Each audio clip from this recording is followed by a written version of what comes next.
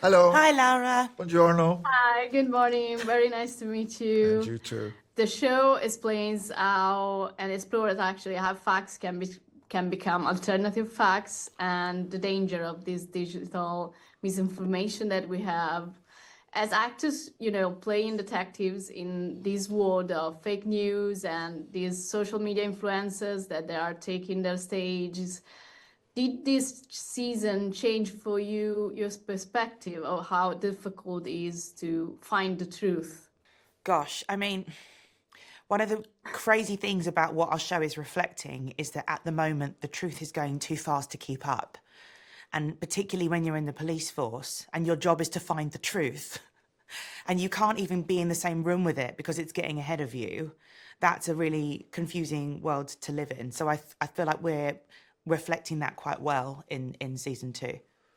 And also, clearly, there are real life consequences to the actions of influencers, if you like. If there are people operating in the digital net world or whatever it's called, whatever you want to call it, there's this cloud of. Oh, there is actually a cloud. I can't say There is that. actually a There is cloud, actually and there is a cloud. net world And there's as an well. Apple cloud. Yeah, we Yeah. can't say that. But there is a real world in which people get hurt Yeah. and damaged and injured because they're human beings. They're not organisms inside a screen. And police often have to mop that up. So I think it's great that we have a show that actually examines that. And also to remind people that there are people out there standing up for the truth, still trying to defend it, still trying to make sure that it has a worth. I would like to, I'm very curious about a little bit the behind the scene of the season two.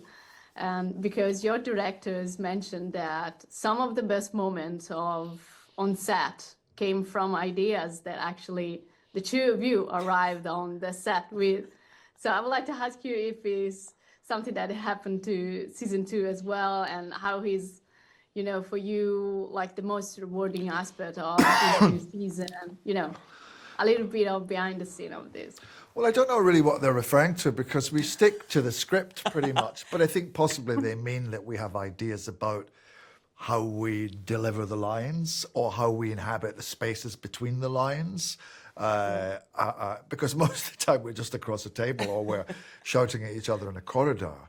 I think we're very lucky Yeah. that we have such great scripts and we have such a great cast, of brilliant actors who generally bring and Cush is a fabulous actress who always surprises me, and I deliberately try not. We don't rehearse because I don't want to see what she's going to do because she'll always do something different from what I anticipated, and I want us to actually film that happening and film my reaction to that. It's also like it's been set up as pretty normally from the beginning, I think, because of developing the show together with Elaine and Paul, that we have a really collaborative atmosphere. We work with directors that are incredible, as you've seen, visually and in their mind, but they're always open to listening. And we're always open to listening to our colleagues and our co-stars because it's a team game, getting the right vibe. Everyone has to be in the same genre of what we're doing. Otherwise the show can feel disjointed.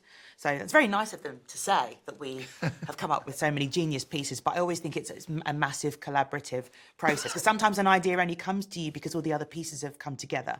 And it makes a massive difference to show up with a fantastic script that makes sense, that's ready to go. Then we can do our work. We don't have to be editors. What do you like the most about June and Daniel in this new season two of Criminal Record? I like seeing June's life develop. Sounds like the wrong word. She takes some knocks in her personal life, which I think are sad. I think she becomes quite bruised, and is not, if not drawn to understanding Hegarty a little bit more. She certainly, as life knocks her around, she begins maybe to see that he has suffered as well, and carries with him some scars. So maybe somewhere, they're not buddies. They're not ever going to be buddies or be pals or whatever. But somewhere there's a glimmer of recognition in the eyes of pain.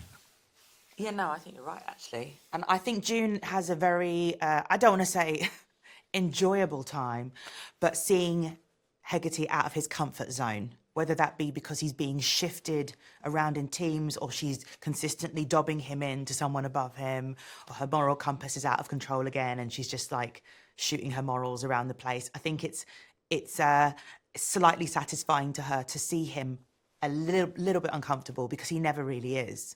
He just kind of crawls under the next stone where he's going to prepare something else. So, yeah, I think it's cool. Thank you so much. It's been amazing talking with you about this new season, and I really love. Thank you so much. Thank for Thank you.